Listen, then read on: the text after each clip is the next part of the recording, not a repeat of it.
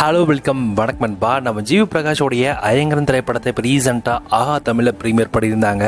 இந்த படம் உண்மையிலேயே பார்க்க எப்படி இருக்குது அப்படின்னு சொல்லிட்டு இதுக்கான ஒரு தமிழ் மூவி ரிவ்யூ இப்போ நம்ம பார்க்கலாம். இந்த படத்தில் நம்ம ஜிவி பிரகாஷ் தான் லீட் ரோலாக ப்ளே பண்ணியிருக்காங்க. ரவி அரசு அப்படிங்கிறவங்க இந்த படத்தை டைரக்ட் பண்ணியிருக்காங்க. ஈட்டி படத்தையும் அவங்க தான் டைரக்ட் பண்ணாங்க. அவங்களுடைய பெஸ்ட்டை கொடுத்துருக்காங்க அப்படின்னு சொல்லலாம். 2015 இந்த படத்துக்கான திரைக்கதை எல்லாமே யோசிச்சு 2017 இந்த படத்தை எடுத்து முடிச்சு தியேட்டர்ஸில் ரிலீஸ் பண்ணுறதான் பிளான். ஆனால் ரொம்ப டிலே எடுத்து தான் இந்த படத்தை தியேட்டர்ஸில் ரிலீஸ் பண்ணாங்க. 2022 அதாவது இந்த வருஷம் தான் இந்த படம் தியேட்டர்ஸ்ல ரிலீஸ் ஆயிடுச்சு.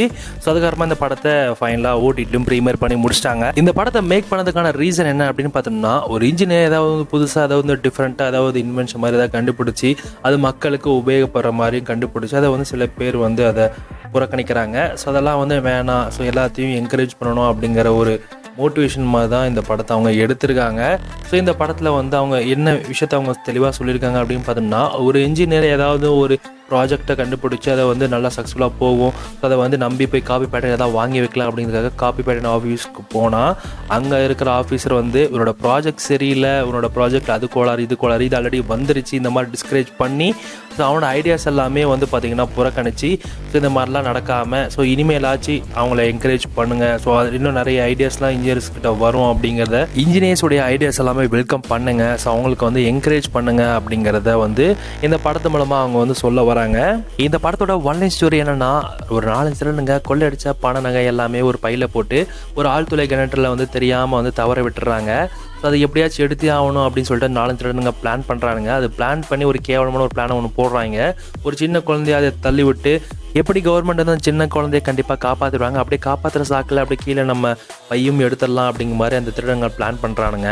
இதுக்கப்புறமா நம்ம ஜி பிரகாஷுடைய மெக்கானிக்கல் இன்ஜினியரிங்குடைய மூளையெல்லாம் வச்சு ஸோ அந்த சின்ன குழந்தைய எப்படி காப்பாற்றினாங்க, அதுக்கப்புறமா ஸோ நடந்த சம்பவங்கள், ஸோ இதுக்கப்புறமா நடந்த சுவாரஸ்யமான விஷயங்கள் தான் இந்த படத்தோட மிச்ச கதை. இந்த படத்துடைய ஃபர்ஸ்ட் ஹாஃப் பொறுத்த வரைக்கும் பார்த்தீங்கன்னா, ஃபர்ஸ்ட் ஹாஃபோட செகண்ட் ஹாஃப் பார்த்தீங்கன்னா ரொம்ப இன்ட்ரெஸ்டிங்காக போகும். ஃபர்ஸ்ட் ஹாஃப் பொறுத்த வரைக்குமே ஜி பிரகாஷ் என்னென்ன பண்ணுறாரு, அவருடைய மெக்கானிக்கல் இன்ஜினியரிங் மூளைலாம் இப்படி வேலை செய்யுது, ஸோ அவர் என்னென்ன விஷயங்கள்லாம் பண்ணுறாரு அப்படிங்கிறது தான் ஃபர்ஸ்ட் ஹாஃபில் ஃபுல்லாமே காமிச்சிருப்பாங்க. அவருக்கு ஏதாவது ஒரு பிரச்சனை வரும், அந்த பிரச்சனையிலேருந்து அவர் எப்படி தப்பிக்கிறாரு, ஸோ அதுக்கப்புறமா நடந்த சுவாரஸ்யமான விஷயங்கள்லாம் அவங்க செகண்ட் ஹாஃப் மூலமாக அப்படியே கண்டினியூ பண்ணியிருப்பாங்க. செகண்ட் ஹாஃபில் அந்த குழந்தையை காப்பாற்றிட்டு ஸோ அதுக்கப்புறமா அவருக்கு நடந்த விஷயங்கள் தான் இந்த படத்தோடைய மிச்ச கதையாக அவங்க கொண்டு வச்சுருப்பாங்க. கடைசியில் அவங்க சொன்ன கருத்து என்ன அப்படிங்கிறத இந்த படத்தை பார்த்து நீங்கள் தெரிஞ்சுக்கோங்க. இந்த படத்தை பொறுத்த வரைக்கும் பார்த்தீங்கன்னா சூப்பராக எடுத்திருக்காங்க அப்படின்னு சொல்லலாம். 2017 இந்த படம் ரிலீஸ் ஆச்சுன்னா கண்டிப்பாக இந்த படம் ஒரு பிளாக் பஸ்டர் ஹிட்டாக இருக்கும். பட் இந்த படம் இப்போ ரிலீஸ் ஆகி அந்த அளவுக்கு பெருசாக வரவேற்பு பெறல. ஏன்னா நம்ம ஆளுங்க கண்டிப்பாக லாஜிக் மிஸ்டேக் அப்படிங்கிறது கண்டிப்பாக பார்ப்பாங்க. இந்த படத்தில் பார்த்தீங்கன்னா நிறைய லாஜிக் மிஸ்டேக்ஸ் அப்படிங்கிறது இருந்தாலுமே சில இடத்துல பார்த்தீங்கன்னா லாஜிக் மிஸ்டேக்ஸ் அப்படிங்கிற நம்ம நினைப்போம், எப்போ அந்த குழந்தை எங்கே வந்துச்சு, எப்போ இது அப்படி நடந்துச்சு அப்படிங்கிற மாதிரி நம்ம யோசிப்போம். பட் ஆனால் அதுக்குன்னு ஒரு ஃப்ளாஷ்பேக்லாம் வச்சுருப்பாங்க. ஸோ இது முன்னாடி இப்படி தான் நடந்துச்சு அப்படிங்கிற மாதிரி. அப்புறம் தான் தெரியுது அதெல்லாம் லூப் ஹோல்ஸ் கிடையாது, அதெல்லாம் நார்மலான ஒரு ஸ்டோரி தான், நார்மலாக ஸ்க்ரீன் பிளே அப்படிங்கிற மாதிரி தான் நமக்கு தோணும். இந்த மாதிரி நிறைய விஷயங்கள்லாம் பண்ணியிருக்காங்க. ஸோ பார்க்குற இன்ட்ரெஸ்ட்லாம் கண்டிப்பாக அந்த படத்தை பாருங்கள். இந்த படம் ஒரு ஒன் டைம் வாட்சபிள் மூவி.